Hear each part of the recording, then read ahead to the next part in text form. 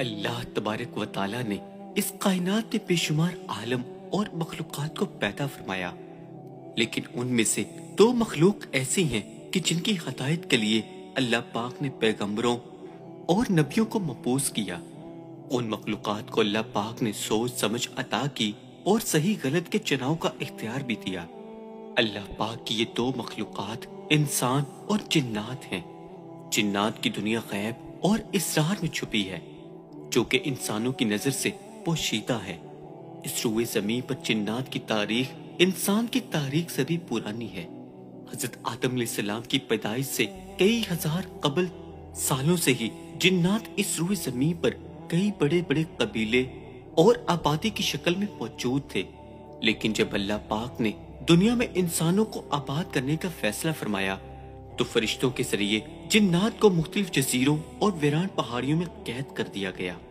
قوم جنات میں بھی انسانوں کی طرح مرد جن اور عورت ہوا کرتی ہیں، اور بالکل انسانوں کی طرح ہی یہ آپس میں شادی کر کے اپنی نسل کو آگے بڑھاتے ہیں۔ جنات بھی انسانوں کی طرح آپس میں عشق و محبت، زناکاری، فحشی، حتیٰ کہ ہر نیک اور بد عمل کرنے کی صلاحیت رکھتے ہیں۔ کہا جاتا ہے کہ جنات کی شادی بھی بالکل انسانوں کی طرح ہی ہوتی ہے۔ ان کی شادیوں میں بھی ڈھول، گانا بجانا اور رقص ہوا کرتا ہے، یہاں تک کہ ان کی شادی میں سب سے بہترین کھانے کا انتظام کیا جاتا ہے۔ ان کی شادیوں میں دوسرے قبیلے اور جنات سرداروں کو بطور مہمان دعوت دی جاتی ہے۔ قدیم مذہبی اور غیر مذہبی کتابوں میں اور داستانوں میں جنات اور انسانوں کے آپس میں محبت اور تعلقات کے سینکڑوں واقعات ملتے ہیں۔ بعض روایات سے یہ بھی معلوم ہوتا ہے کہ زمانے قدیم میں جنات اور انسان کی شادی ہوا کرتی تھی۔ چنانچہ ملکہ بلقیس جو حضرت سلیمان علیہ السلام کی بیوی تھیں، ان کے ماں یا باپ میں سے ایک جن تھے۔ بہت سارے علماء اور فقیہ نے جنات اور انسان کی آپس میں شادی کرنے کے عمل کو حرام قرار دیا ہے۔ چنانچہ اس شادی کو حرام اور ممنوع قرار دینا اس بات کی دلیل ہے کہ ایسا ممکن ہے۔ اگر ممکن نہ ہوتا تو شریعت میں اس کے حلال یا حرام ہونے کا فتویٰ نہ لگایا جاتا۔ اب سوال یہاں یہ پیدا ہوتا ہے کہ جنات ایک آتشی مخلوق ہیں اور انسان ایک آبی اور خاکی مخلوق ہیں، تو آگ اور پانی کا آپس میں ملاپ کیسے ممکن ہے؟ اور اس ملاپ کے نتیجے میں پیدا ہونے والی اولاد کا ہونا عقل و شعور سے خلاف نظر آتا ہے۔ دراصل باوجود اس کے کہ جنات کو آگ سے پیدا کیا گیا ہے، جبکہ بعض لوگوں کا خیال ہے کہ جنات اپنے آتشی شکل میں نہیں ہوتے، جیسا کہ حضرت آدم علیہ السلام کے بعد پھر کوئی انسان مٹی سے پیدا نہیں کیا گیا۔ جنات کا پہلا جد امجد اور باپ آگ سے پیدا کیا گیا تھا، لیکن پھر اس کی نسلوں میں آگ کا عنصر باقی نہ رہا، بلکہ ان جنات کے ہاتھ، پاؤں اور دوسرے اعضاء بھی عام حالت میں بدل گئے۔ تو کہ جنات میں بھی انسانوں جیسی خصوصیت پائی جاتی ہیں، اور کیا وہ انسانوں سے تعلقات بنا سکتے ہیں؟ یہ ایک سوال بہت سارے سوالات کو جنم دیتا ہے، اور ہر سوال کا جواب حیران کن اور سوچ میں ڈال دینے والا ہے۔ لہٰذا علامہ سیوطی نے بہت سارے واقعات کو نقل کیا ہے جن سے یہ معلوم ہوتا ہے کہ انسان اور جنات میں شادی ہو سکتی ہے، جبکہ اسی طرح امام ابن تیمیہ لکھتے ہیں کہ کبھی کبھی انسان اور جنات آپس میں نکاح کرتے ہیں، اس نکاح کے نتیجے میں ان کی اولاد بھی ہوتی ہے۔ جنات اور انسانوں میں شادی اور جنسی تعلقات کے واقعات اسلام سے قبل اور ظہور اسلام کے بعد بھی ملتے ہیں۔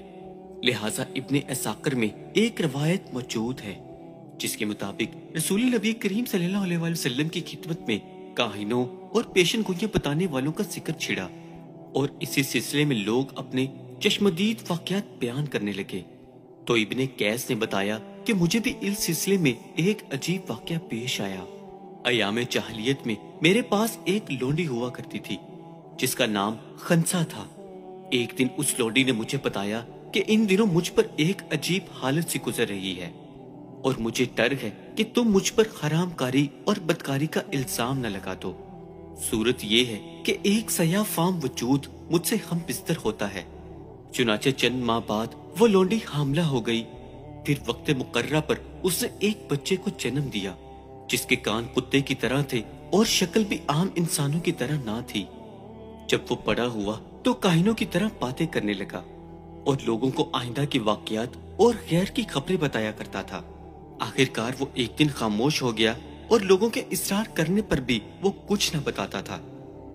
फिर उसने कहा कि मुझे 3 रोज के लिए एक कमरे में बंद कर दो, तो लिहाजा ऐसा ही किया गया और 3 रोज के बाद उसे कमरे से बाहर निकाला गया।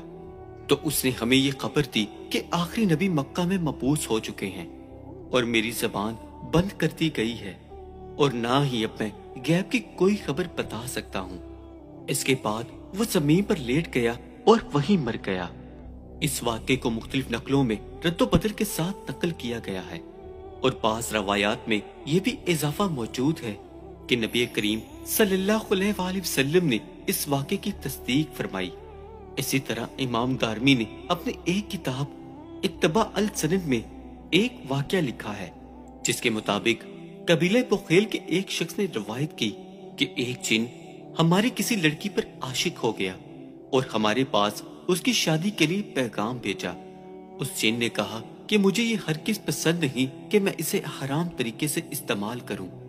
इसके बाद वो रूबरू हमसे गुफ्तगू करने लगा। हमने कहा तुम लोग क्या चीज हो? तो वो जिन कहने लगा कि तुम जैसे ही मखलूक हैं, तुम्हारी तरह ही हम में भी कबीले हैं। हमने कहा कि क्या तुम्हारे अंदर भी मजहबी इख्तलाफात पाए जाते हैं? तो वो जिन कहने लगा हाँ, हम में हर तरह के लोग मौजूद हैं, कदरिया भी हैं, शिया भी हैं और मुर्जिया भी हैं। हमने उस जिन से कहा कि तुम्हारा ताल्लुक किस जमात से है? तो वो जिन कहने लगा मेरा ताल्लुक मुर्जिया से है।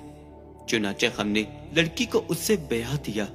बिलाशुबा इंसान का जिन मर्द या जिन का इंसान औरत से शादी करना न सिर्फ मकरूह हराम है, बल्कि इस्लाम में इसे सख्त मुमानित की नजरों से देखा गया है, क्योंकि जिन्नात का मुआशरा और इंसानों का मुआशरा बिल्कुल अलग है। इसीलिए अल्लाह पाक ने इंसानों पर एहसान फरमाया और हमारे लिए इंसानों में ही औरतों और मर्दों के जोड़े पैदा फरमाए।